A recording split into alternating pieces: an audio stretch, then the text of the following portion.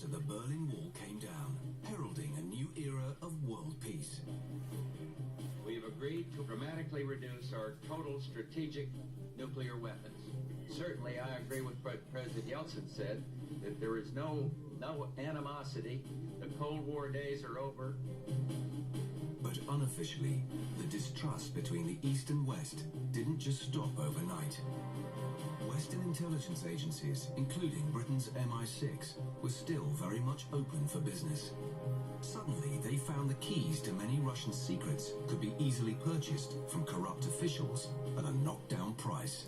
In the early 1990s, if you wanted to find out about Russian technology, you could walk up to a Russian factory, take out a pile of American $100 bills, plonk it down, and people would show you anything that you wanted.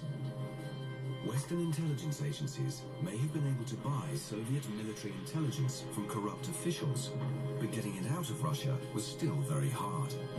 Many believe that the main route Western intelligence agencies used to get their military technology out of the former Soviet Union was the so-called Baltic Drainpipe, a smuggling route through the newly independent Baltic state of Estonia across the sea to Sweden. Estonia had become the battleground of the ongoing Cold War. And one of the reasons is geography. Estonia was a pipeline for many smuggling operations. People, drugs, financial information, all other secrets. It was in many ways smuggling central. In the early 1990s, newly independent Estonia was still home to dozens of corrupt Soviet troops who lined their pockets by helping Western intelligence services smuggle military technology out of Russia. They used a local ferry, the MV Estonia, which sped the secrets over the sea to Sweden and onwards. It was something the Kremlin could not tolerate. These spying services used public transport with hundreds of people on board as cover for their smuggling operation, thinking that anything they put on that ship was safe, that there was no way the Russians would try and interfere with that journey because there were hundreds of innocent people on board.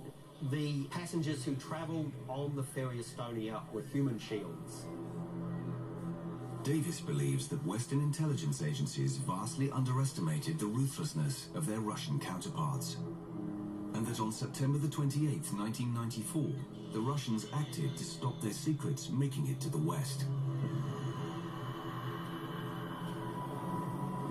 The Estonia had left Tallinn at 7:15 p.m., but at around 1 a.m., when most of the passengers were below decks asleep, a bang was heard, and the ship suddenly lurched to one side.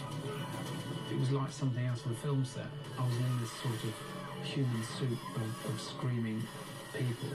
The entire ship went down in about 45 minutes, killing 852 people.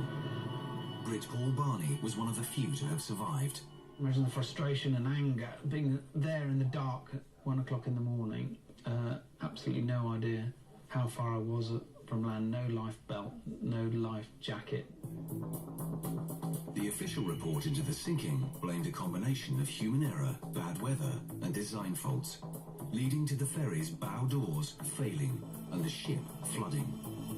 But Stephen Davis believes the real reason behind the Estonia's sinking was that the Kremlin planted a bomb that blew off the bow doors. So what was worth murdering over 800 innocent civilians for? My MI6 source says that on board the Estonia that night were electronic chips which contained crucial information as to the accuracy and range of Russian missiles. I don't believe that Russian intelligence intended to sink the ferry Estonia. What I believe is that they intended to place some kind of explosive device which would disable the ferry and which would force it to turn back. Some warning to the West, a warning to Swedish intelligence, a warning to MI6 that we know about your smuggling operation and we want you to stop. The warning went catastrophically wrong and cost 852 people their lives. Worse, in the aftermath of the sinking, Davis believes that the Western intelligence agencies actually colluded with the Russians to stop the truth getting out by deliberately burying the evidence.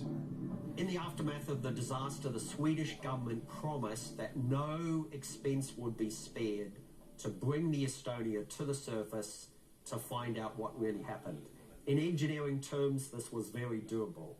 Instead of doing that, instead of living up to their promise, they proceeded to bury it, literally and metaphorically. The theory is that Western intelligence wanted to make sure no one would ever know they'd been using the Estonia to smuggle military secrets. So rather than salvage the ship, the Swedish authorities tried to encase it in a concrete tomb. The only official examination of the wreck was by an American diving company contracted by the Swedish government shortly before the ship was entombed.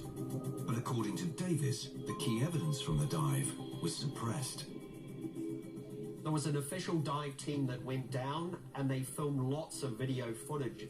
There appears to be some missing video in what was given to the Swedish government, and not by coincidence, the missing video is the crucial part that would have showed, I think, what happened. Following the official dive by the Americans, Sweden, Russia and the other Baltic states signed an international treaty banning any further dives on the wreck. But there was a final signatory to the treaty which survivor Paul Barney believes is highly suspicious. No one has really successfully explained to me why the UK has actually signed this agreement. What's it got to do with the UK? You know, there's some very strange, unexplained questions around the whole sinking, and I think that's one of the most pertinent ones, really. But one illegal dive was carried out on the Estonia by a private dive team. They were able to obtain pieces of metal from near the bow doors, which were subsequently analysed in a German laboratory and clearly showed traces of explosives. If the bow doors really were blown off the Estonia by Russian agents, then it would be the last great crime of the Cold War. But until the Estonia is salvaged, it will remain just a theory. But military historian Lynette Newsbacher is convinced that the theory is wrong. It's easy for us to try to assign meaning to that loss of life by attaching it to the great story of Cold War covert violence. And the evidence is that, like other ferry disasters of that period, it was just a simple, tragic error.